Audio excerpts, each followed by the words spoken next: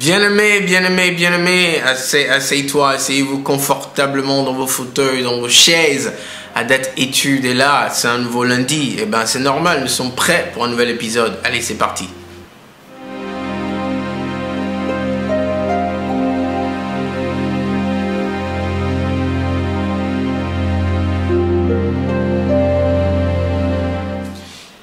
Alors, comme je le disais tantôt, bien-aimé, bienvenue dans un nouvel épisode de Adat Études. Mon nom est Jean-Pierre Adjodi, je suis là avec vous chaque lundi après-midi et c'est mon devoir de partager avec vous quelques versets bibliques et nous décortiquons ce que le Seigneur nous dit dans sa parole et nous essayons en tout cas d'apprendre des clés bibliques qui vont nous servir dans la marche avec le Seigneur sur cette terre. Alors, je suis très heureux de vous avoir encore une fois. Le thème du jour est ceci. Pourquoi pas essayer Jésus? Allez, sérieux. Pourquoi pas essayer Jésus? Tu te dis peut-être, si tu ne crois pas en Jésus, tout et tout, mais pose-toi cette question. Et si tout ceci était vrai? Et si effectivement, sans confesser le Seigneur Jésus dans ta vie, pardon, tu es condamné à la perdition, et si vraiment sans le Seigneur Jésus, il n'y a pas de vie, et c'est la mort, ainsi de suite. Et si tout ça était vrai, bien-aimé?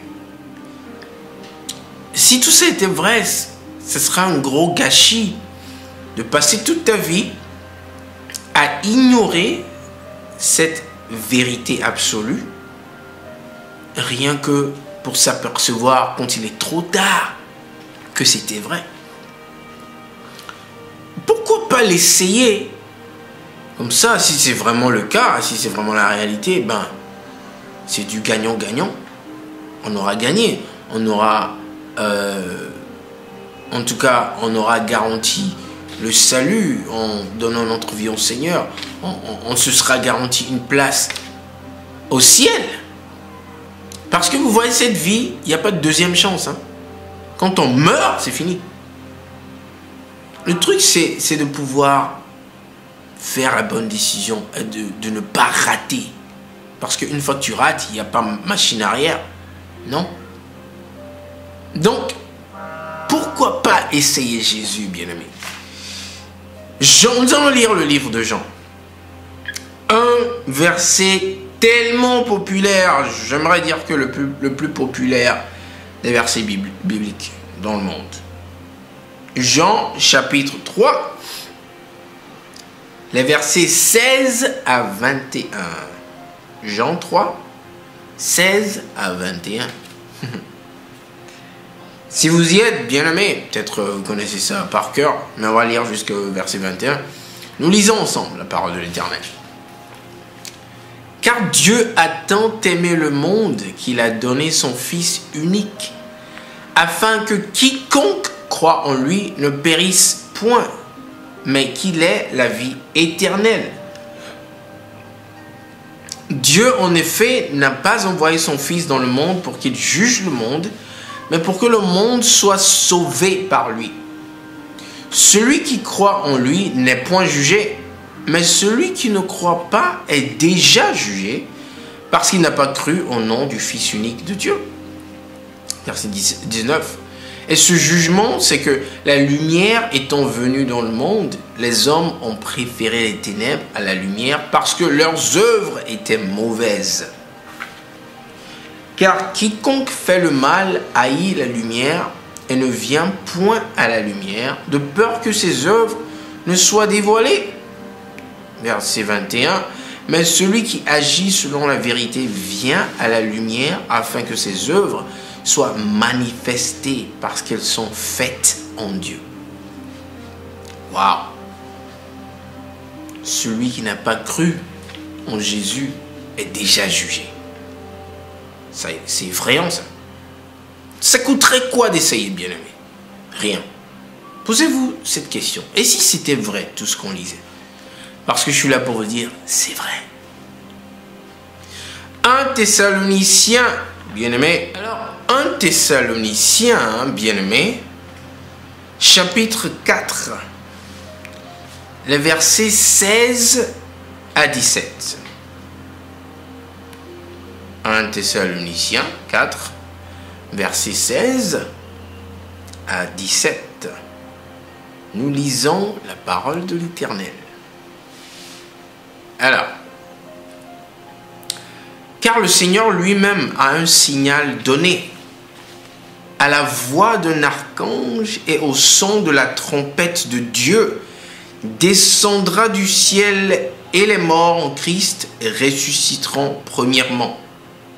Ensuite, nous les vivants qui serons restés, nous serons tous ensemble enlevés avec eux sur des nuées à la rencontre du Seigneur dans les airs. Et ainsi, nous serons toujours avec le Seigneur.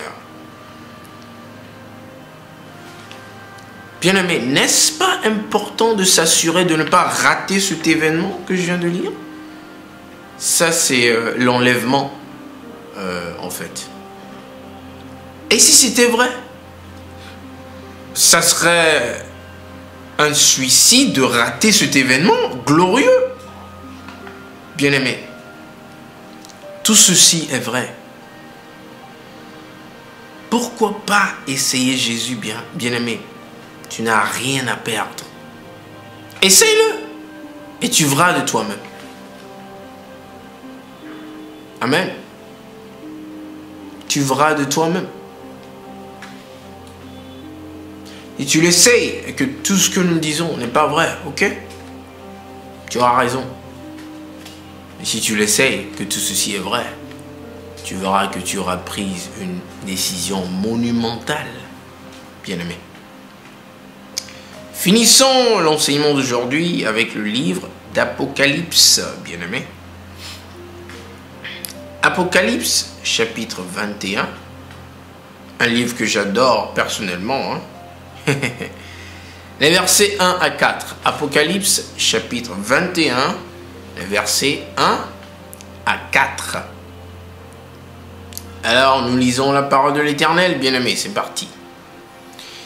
Puis je vis un nouveau ciel et une nouvelle terre, car le premier ciel et la première terre avaient disparu, et la mer n'était plus. Et je vis descendre du ciel d'auprès de Dieu la ville sainte, la nouvelle Jérusalem, préparée comme une épouse qui s'est parée pour son époux. Et j'entendis du trône une forte voix qui disait, « Voici le tabernacle de Dieu avec les hommes. Il habitera avec eux, et ils seront son peuple, et Dieu lui-même sera avec eux.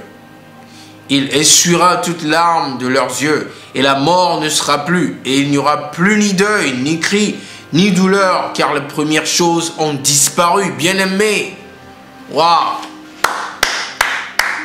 c'est glorieux. C'est glorieux, bien-aimés. Et si tout ceci était vrai, c'est ce que nous essayons de t'aider à comprendre, et nous essayons de t'aider à ne pas rater cet événement, bien-aimé, qui t'est offert sur un plateau d'or en ce moment. Il n'est jamais trop tard de venir au Seigneur Jésus. Fais-le aujourd'hui, je t'y encourage. Confesse-le dans ta vie comme ton Seigneur, ton Sauveur. Demande-lui de te pardonner tes péchés et de te laver par son sang et de te rendre une nouvelle créature en lui et te donner la pensée de Christ. Et tu verras ce qu'il fera de ta vie. Amen. Merci beaucoup, bien-aimés, de votre attention. Je suis très content. Mon nom est Jean-Pierre Adjudi. Encore une fois, j'ai pris plaisir à partager cette parole avec vous aujourd'hui. Et ben, nous sommes à la fin déjà. Je vous souhaite une bonne fin d'après-midi. Comme d'habitude, une excellente semaine. Et la semaine prochaine, nous serons encore là. Même page, même heure. Allez, portez-vous bien. Shalom.